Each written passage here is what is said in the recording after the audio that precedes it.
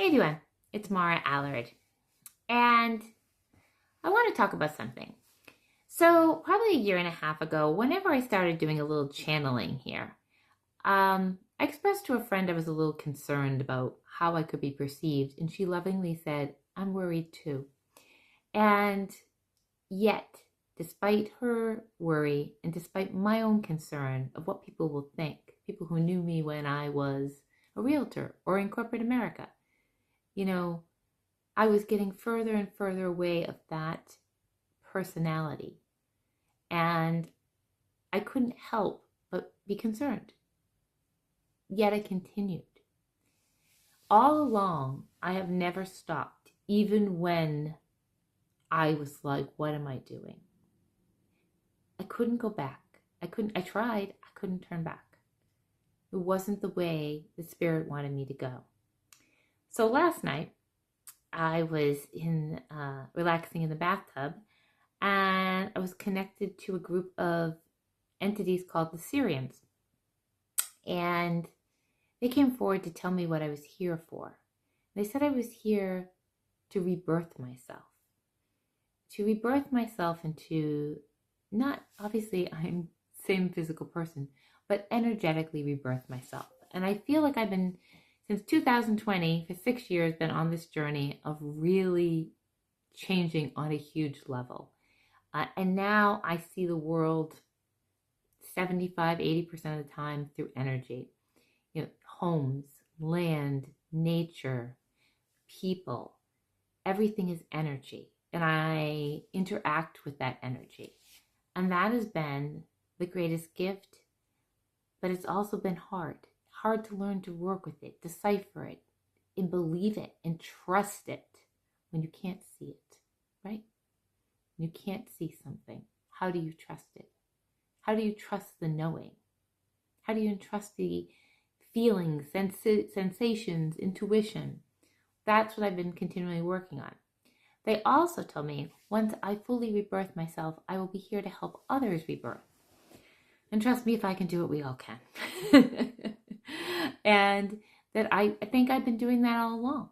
It's just walking and sharing my journey. The second thing is they said I could transmute energy within myself and others. Obviously, I've known this all along. Transmute energy in the land, homes, people, myself. And this last full moon brought up an energy from who knows where in my body, but it was selfishness. Where am I selfish in my life? And that's the energy I set out to transmute. And I'm being quite successful at it. Now, granted, I just don't transmute it and I be selfless, but it becomes the awareness. I ask for the awareness of my selfishness to see it clearly. And then whenever it shows up, transmuting it is really changing it, right? Transmuting selfishness into selflessness.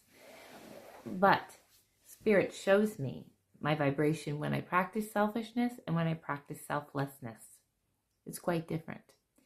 And so I've been working with that whenever I see myself in a situation where I'm really holding back and not being completely selfless.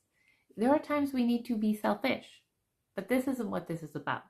This is consistent patterns in my life with certain people where I may dominate. And this is asking me to step back and see the other person, their energy, and where I am restricting it. So I've been working with that.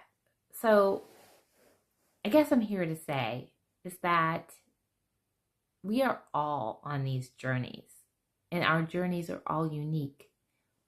But I think a lot of us are scared. We hold back because society doesn't want to hear this stuff. A lot of people don't want to. I mean, if you're watching me, you're open to it.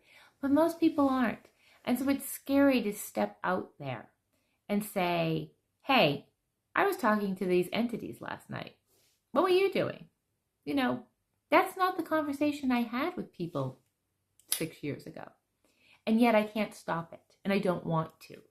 And me saying this out loud, it is the energy. I am pushing this energy out because trust me, I really would prefer not to say, hi, I talk to entities What do you do? I work with energy. It can be a hard conversation starter, right? But the more I say this, I step into it and I raise my vibration. I raise my awareness.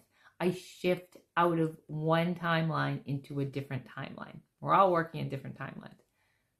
I want to be fully transparent in myself, and be myself, my true self.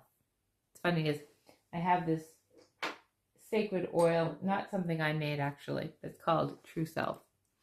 And I put it on every day to remind myself, I want to be my true self. I just want to be my true self. I am done being something that somebody wants me to be. When we do that, we diminish our energy, we diminish our vibration. When we just belong to the safe society that people want us, we don't use our voice, we don't use our gifts, we don't share what comes through us. You don't have to believe what comes through me. That's okay. I'm okay with that. I'm okay if you don't believe anything I say. But for me, I will not let that diminish me anymore. I will not be afraid of being different. For so long, and I'm sure many of you can relate to this, all I wanted to do was fit in. And now, whether it's astrological or whatever shift this is, I no longer care.